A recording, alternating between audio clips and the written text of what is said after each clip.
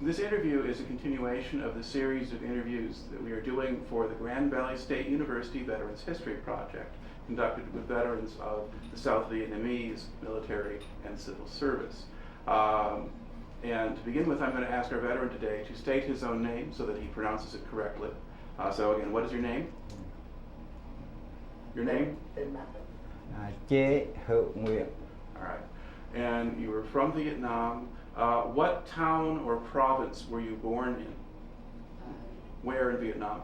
Bác sinh ra thành phố nào? Born in Huế, old capital of Vietnam. Right. Okay. One place Americans have heard of. All right. And in what year were you born? In 1940. All right. Now, what did your family do for a living when you were growing up? Gia đình bác sinh sống bằng nghề gì? Có như làm nông dân, nông phu. A farmer was. Okay, you're farmers. Yeah. All right. Now, you were born in 1940. Do you remember anything about the time when the French were still in Vietnam? Do you remember the war at all, or information about that? Chú sinh ra năm 40, tức là chú còn nhớ gì trong chiến tranh Pháp hay không? Trong thời mà chiến tranh Việt Pháp thì tôi ở trong vùng do Việt Minh kiểm soát.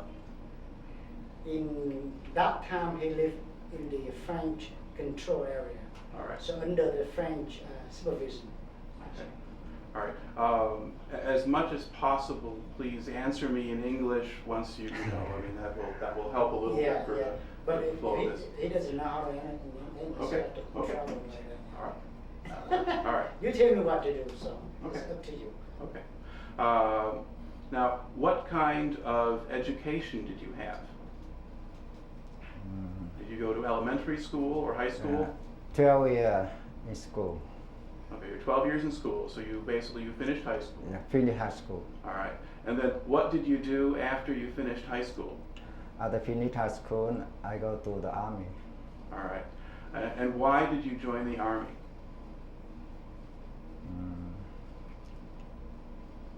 As many young Vietnamese, I had to do something for my country before the North Communists invade the South Vietnam. All right. And so in what year did you join the army? I joined the army in 1962. Okay. And at that time, let's see, when you joined the army, did you serve as an enlisted man or did you go for officer training? I go to the officer training at Thủ Đức Academy, a military academy school. Okay. And how long a time period did you spend in the military academy?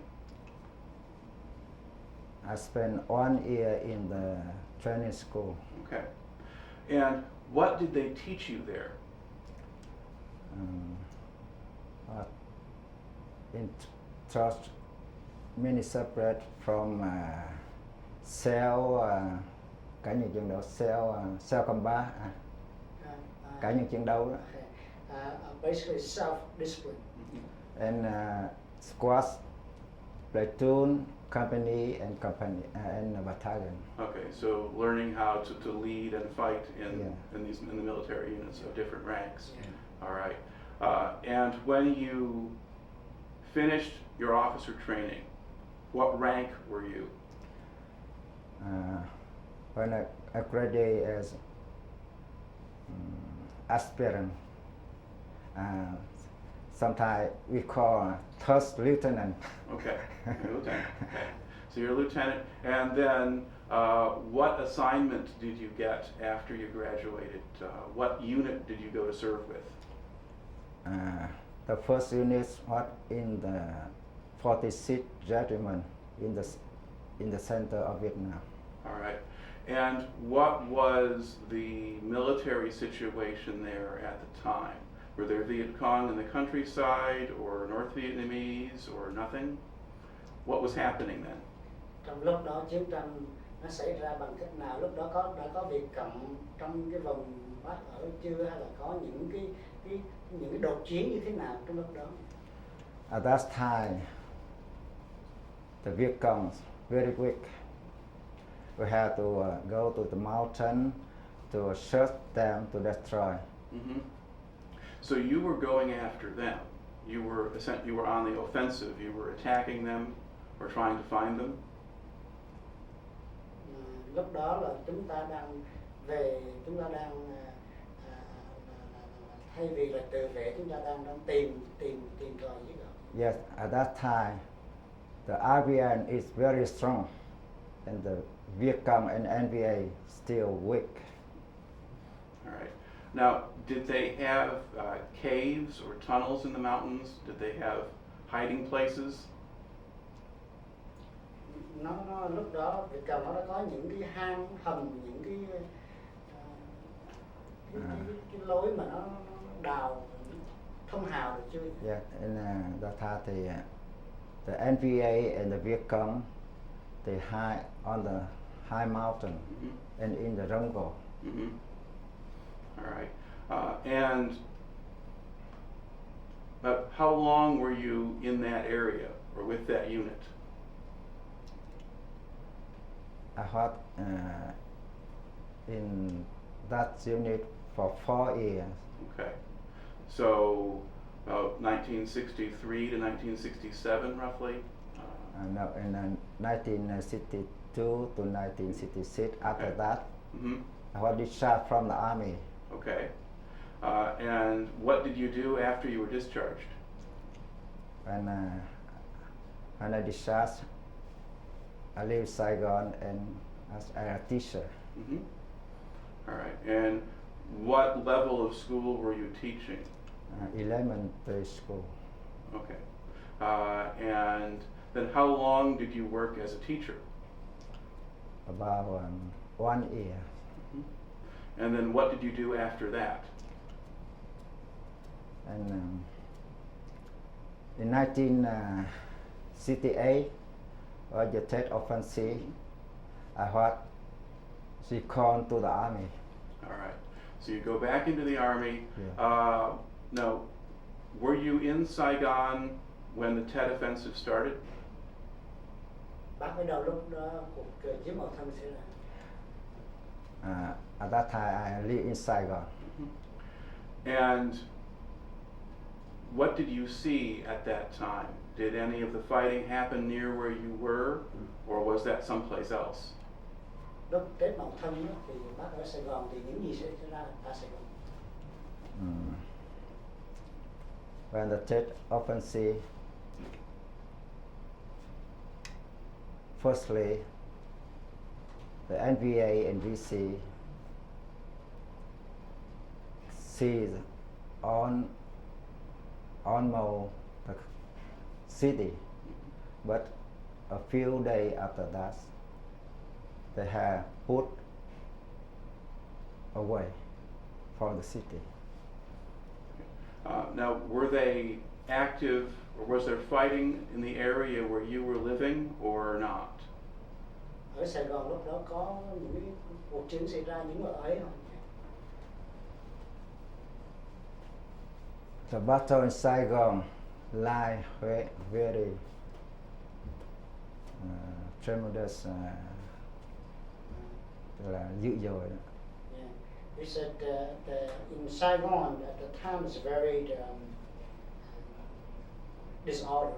Mm-hmm. You know, it's a lot of protests, a lot of it doesn't have as much as the wage was the battlefield happened, but a lot of disruption within the city, and a lot of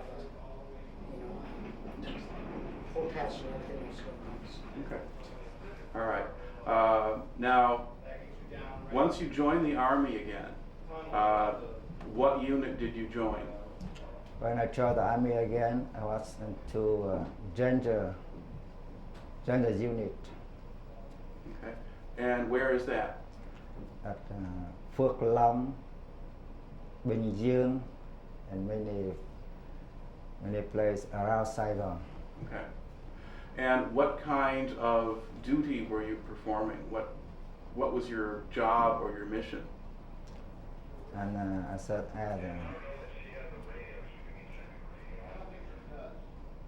executive officer, company executive officer. All right. So this was sort of like a staff position or a company officer, you said? That for executive officer. Okay, executive officer. Yeah. All right, yes. Okay, so staff position. All right. No. Tức là chiến đấu chứ không phải là staff đâu. Yeah. Active duty. Okay, but with a combat unit. Yeah, Yeah. with combat duty. Combat. Okay.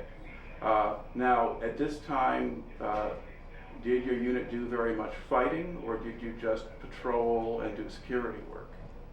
I many fighting. Okay.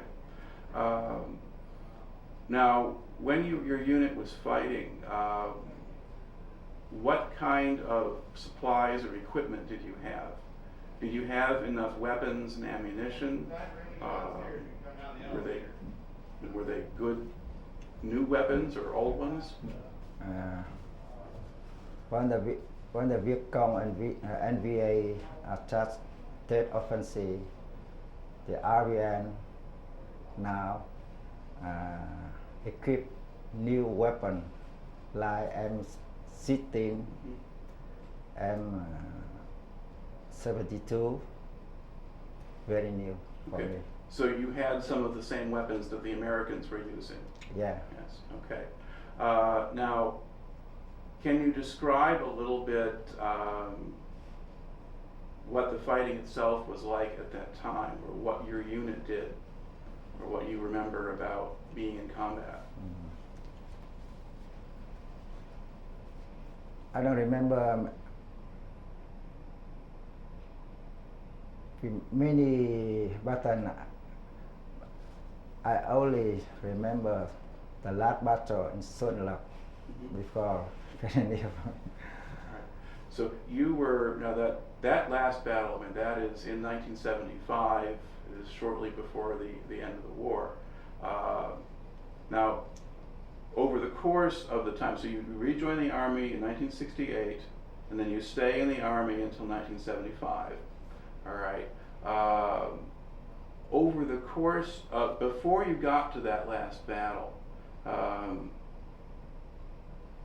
how well do you think your unit performed, or what did you accomplish in that time? Từ năm 68 khi bác trở lại quân đội cho đến năm 75, trong thời gian đó, thời gian 7 năm đó, bác nghĩ rằng trung đoàn của bác là thành công được gì, làm được gì và có những cái cuộc chiến như thế nào? I think my unit, when I was battalion commander, when in operation all the way, we win the NVA and VC. Okay, so when you fought, you were successful. Yes, You won your fights, and so you could beat the NVA. All right. In the area where your unit was operating, so you kept that pretty well under government control. So you kept the Viet Cong out or the NVA out for a long time. Trong thời lúc đó là bác giữ được cái hòa bình, cái như là cấm được cái làn sóng cộng sản trong cái khu bác đang đóng. You know, after 1968, Viet Cong and NVA stronger, and now our unit no need to go far in the mountain or in the jungle, but sometimes very near in the city. Sometimes the NVA and VC capture a village, we have operation to put them away. And sometimes the battle last 1 week, 2 weeks, but at the end, our unit won. Okay, so at this time then, the North Vietnamese were sending troops into the area. They would attack different places, and so a lot of what you had to do was to react and to push them back and push them out or defend places against them. Okay, you did that successfully. All right. Now, over the course of this time, you go from, you've been lieutenant and then captain. At what point did you take command of your own battalion, or were you only executive officer in your battalion? In 1972, Okay. at An Lộc battle, Mm-hmm. the famous battle in Vietnam. I was when my battalion commander died in the battle. I was promoted to Okay. command the battalion, and from that time to the end of the war. All right. Can you tell me a little bit about what your unit did at An Lộc in 1972? At An Lộc, my battalion had a victory when we tái chiếm We retake. to retake the airfield Quang Lợi. Mm-hmm. Yeah, so.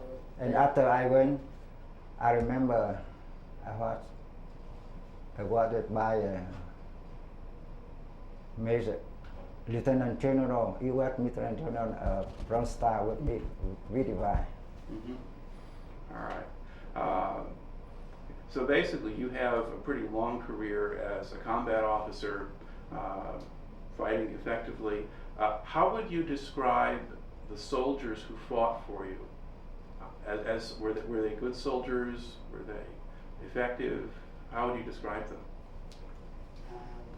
Như vậy bác là một người tham chiến rất lâu dài, và trong thời gian đấy đó bác cảm thấy những người lính dưới bác đó, họ có một tấm lòng như thế nào, họ có sốt sắng như thế nào. I think my soldier, almost good soldier, they fight well. They fight very well. Okay. Now, as you got to the last part of the war after 1972, did you have any problems getting weapons or ammunition or supplies? Did you have enough to fight with, or were you running low? We with difficulty after the Paris Agreement. So after 73 or so. 73, yeah. Câu hỏi ở đây là sau 73 đó. Sau 73 đó. Yeah, chúng ta có gặp những khó khăn về những cái viện trợ xứng đáng. Đó, sau năm 73. Yeah. He has Very done it. difficult after 1973. Yeah, because the Americans had promised to give the South Vietnamese army the weapons and the supplies and the fuel that they needed to keep up with the fight, and then they didn't do it. The U.S. promised, but don't keep the promise. Right. Right. The Congress wouldn't vote for the money, and then you were stuck. So, yet still, your unit still kept fighting. And now, can you tell me about the last battle that your unit was in? What happened there? The last battle at Xuân Lộc, we fight 12 days, very fierce battle. But after 12 days, some ammunition run out. Now, did the North Vietnamese actually defeat you and capture your position, or what happened? Lúc đó bên Bắc Việt đó, họ thắng trận, họ chiếm bằng cách như thế nào? Họ thắng cái cuộc đó bằng cách như thế nào? Chúng ta bỏ chạy hay là chúng ta bị như thế nào? No, at Xuân Lộc, the NVA defeat we won. Mhm. The NVA sent 3 battalion, 3 division. At that,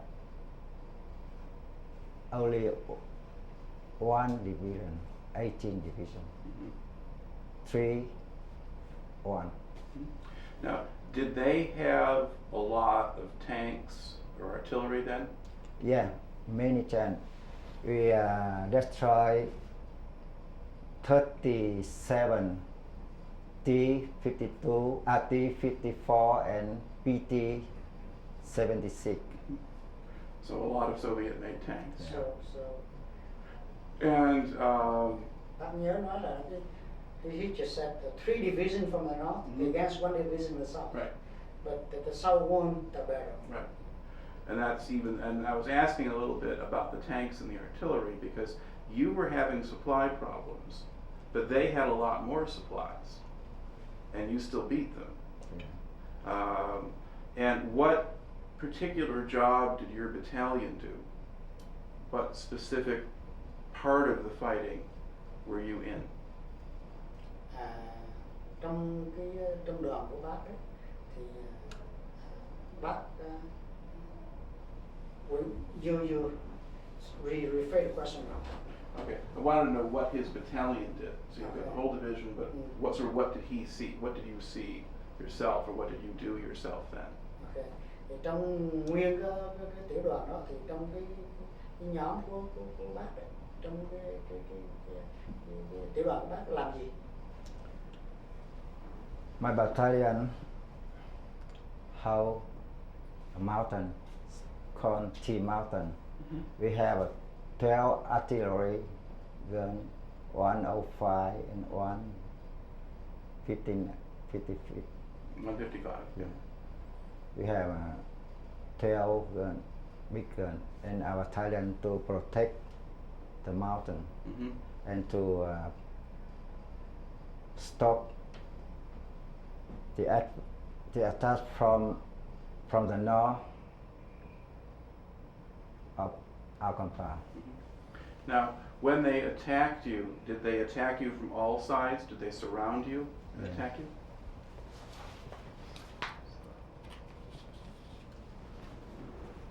You know, here is my compound. Mm-hmm. NVA 270 regiment attacked us all day long, Mm-hmm. but they cannot I cannot. do anything. After that, in the nightfall, they move to the city.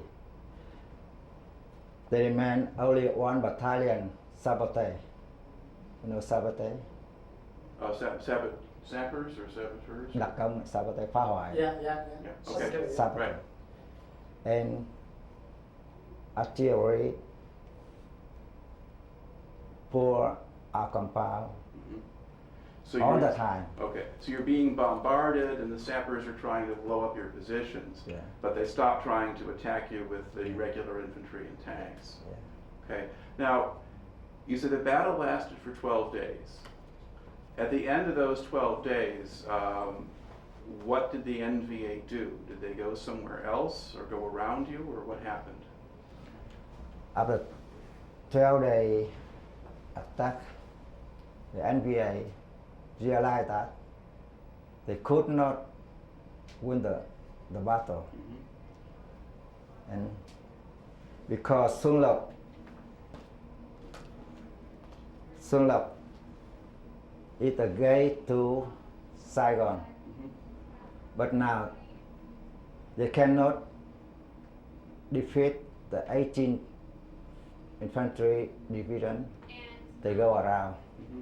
They go around from the highland to follow route national Highway. route national 20, Mm-hmm. and from the coastal along the national route 15 to direct to Biên Hòa and Saigon. Right. So that they get to Saigon, but they do not go through you. Yeah. You s- yeah. Now, Were you still in the same place when Saigon fell, or had you withdrawn before that? No. When the NBA changed their plan, we were ordered to abandon Xuân Lập and move back to protect Biên Hòa. Mm-hmm. And is that where you were when the war ended? And I was in Biên Hòa until the war ended. All right. Now, when the war ends and the news of the surrender comes out, what did you do then, or what happened to you at the end of the war? When we were ordered to give up our weapon, drop down, on my shoulder, threw away and go back home. All right. And what did you do? And after that, the NBA put me in prison. Now, were you still on the military base? Did you surrender to them directly, or did you go home first and they arrested you later? Or? I go home first. And then did they come to your home to arrest you, or did you just go report someplace? Did you follow an order? No. When after 1st of Saigon, they captured on the country. Firstly, they did not capture us. They still let us live. But about 1 month, they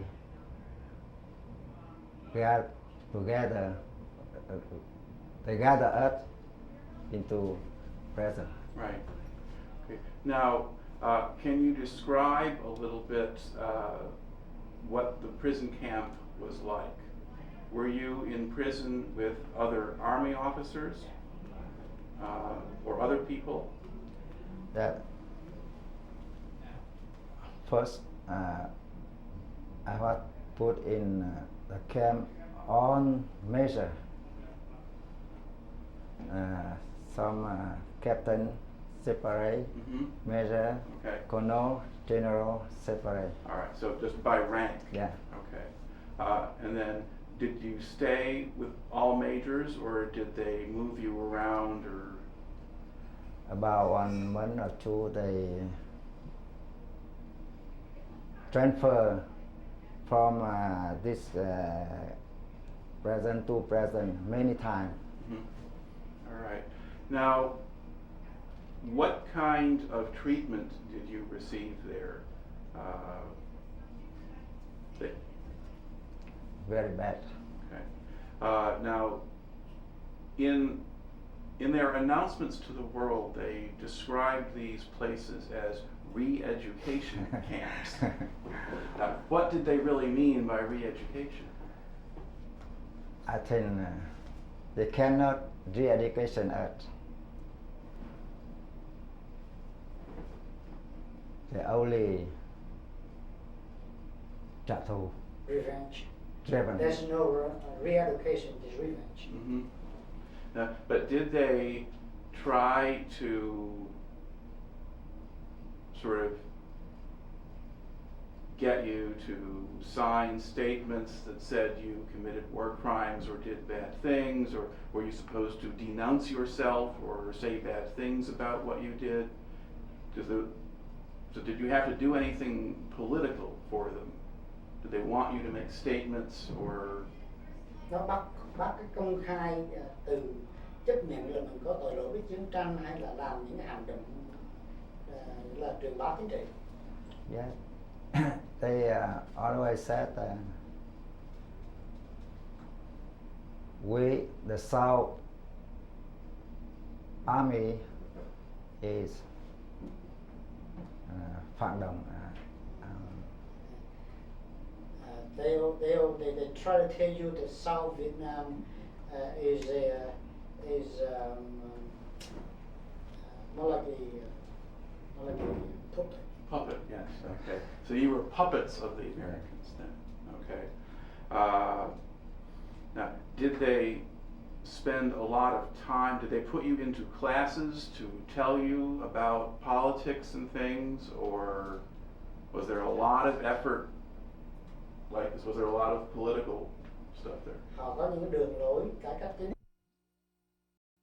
All right.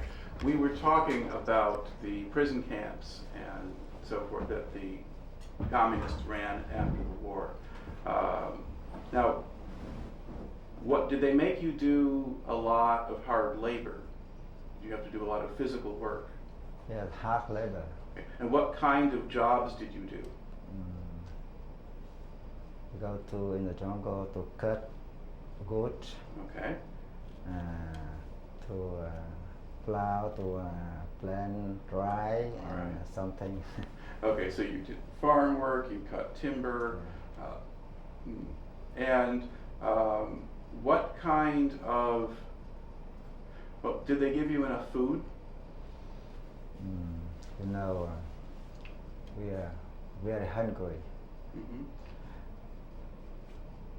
1 week, every week, we have a bowl of rice, and day by day we have sẵn cái gì đấy. But eat one of those, I almost like I don't know the name for it, but they pretty much subsidize everyday food with Hoặc là bắt. with just corn feed and cow feed kind of food, and you basically can find your own food to eat it. Most of those jungle roots, tree root and all those stuff. About one bowl of rice per week. 4 or 5 pieces. Very hungry. Mm-hmm. Now, was it possible for your families to send you food or send you supplies? Did your family help you? Yeah, after 3 years, my family has permit to send food. Now, when you were going out and doing the labor and working in the farms, did you have any contact with the people who lived around there? Never. Okay. All right. Now, did you get any kind of medical care in the camps? No. So what happened if somebody got sick or got hurt? You know, in my camp, there are many doctors. When you get sick, some about 20, 30 doctors sit around the sick man. It's been an art, but no medical to treat. But they had no medicine, Medicine. so they knew what they should do. He said there was many educated doctors within the camp. Right. They're being re-educated. Right. Okay, but they can do anything. Yeah. Now, did a lot of the prisoners die? Yeah. At my camp, about at least 10, 8 months. Mm-hmm. 10 people die a month. Mm-hmm. Uh-oh, they're starting the sound checks already. All right. Well, we'll just work our way through it. Okay.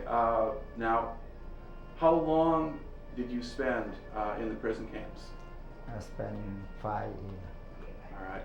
And then, why did they say why they let you out after 5 years? No. No, they just. Did they let everyone out at the same time, or did they just let men out one at a time or in groups? Cho đi từng người một, cho ra từng nhóm. Cho ra từng nhóm. Group. Group. Okay. Now, what had your family done while you were in prison? Because when you were in prison, were you married at that time? Did you No. have a wife or children? I married in 1968. Mm-hmm. At that time, I have 3 kids. Okay. Now, what did your wife and your children do while you were in prison?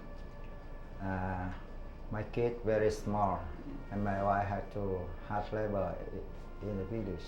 Mm-hmm. Now, were they treated badly because you were an army officer? Họ có đối xử ngược đãi gia đình của bác. Yeah, they ngược đại đó. Very much. Now, when Tức là cái sau đó ngay cả khi tôi ở tù về, con tôi không được vào đại học. Even after he got back from the educational camp, his children cannot go to school. Okay. Now, could you do any work when you got out of camp? Could you get a job? I got job with labor. But in Vietnam, mostly self-employed, so you work for yourself, really. Mm-hmm. Well, I mean, I've talked to some people who kind of got by with in the underground economy and make and sell things. So what kind of work did you do then after you were out? Bác làm gì sau khi bác đã tù về? Thì I was dệt vải đó. He was a tailor. Okay. Yeah. All right. And did you have problems with the police or the government officials? Yeah, I have had many trouble. Every week I have to write like diary and to present to the police every week for 3 years. Every week I have to present him. To report what you were Yeah, doing. report what we do from the morning till the night, every week. All right. Now, okay, they did that for 3 years. Yeah. But then they stopped after that. And after that, every week.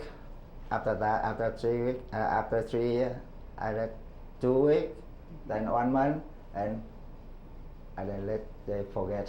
Mm-hmm. So they gave up after a while. Yeah. All right. Now, how did you wind up coming to the United States? How did that happen? Bác đến Mỹ bằng cách như thế nào? Tức là chương trình HO đó. Through the humanitarian order. Right. And when did you find out that you could go to the U.S.? When did you learn about this program? At first, we here had the problem, the program, but nobody believed that. They did not apply, Mm-hmm. and volunteered to apply. All right. Now, once you applied, how long did it take before you could leave the country? About 2 years. Okay. 2 more years. Yeah. All right. Now, did the local officials and authorities, did they know that you had applied? Yes, you know. And did that change the way they behaved toward you, or did things stay the same? That you change and behave. All right. Now, did it make things better or make things worse? No better, but no work. Okay. All right. But they knew you were going. Okay. Now, when you finally did, what year was it when you left Vietnam? In 1992. Okay. And then where did you go to in the United States? At Detroit. All right. And why did you go to Detroit? I have a friend live there, and he sponsored me. All right. Now, did you have your family with you when you came out? Yeah. Okay. Now, how easy or hard was it to adjust to living in the U.S.? Very easy. So what made it easy, or what helped you?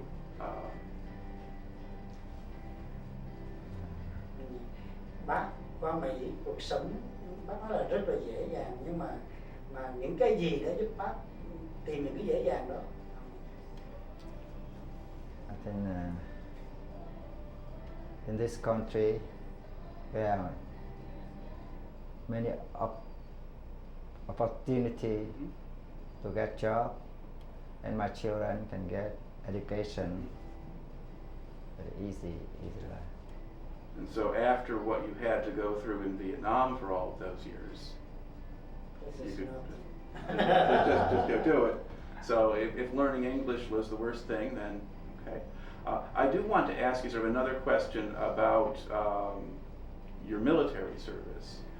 Did you ever have any contact with American soldiers or American military advisors?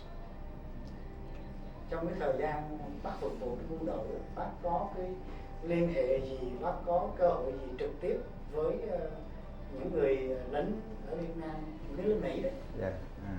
When I was in the army, at the time from 1969 to 1972, I have many times cooperation with the U.S. Army. Okay. Were there advisors attached to your battalion or your division, or how did that work? Có những cố vấn Mỹ phục vụ trong quân đoàn của Yeah, we have a U.S. advisor. All right. And did you have a good relationship with those advisors? Yeah. Okay. All right. I think that, I guess finally, well, what kind of work did you do in the United States? When you got here, what job did you have? When I arrived to the country, I was a painter. Painter. Right. And what are your children doing now? My children, I have two graduate from university and two from college. Now one live in Florida, one in Chicago, and two work out in Detroit. All right. I think that covers your basic story here anyway. So I would just like to conclude the interview by thanking you for coming out here and telling the story to us today. Thank you. All right. That's a wrap. Trước Explain. bác kể lại cái câu chuyện trong bản đồ đó như thế Cầm nào? lên, bác cầm lên được không? Okay. I have a copy. That may not work on this, I don't know. Okay. We have, I have a written account and so Yeah. forth, and so for archiving purposes, we're okay. So I guess, do you want to just skip this one? Sure, yeah, we just put it aside. Yeah. Okay. I have copy from Sun.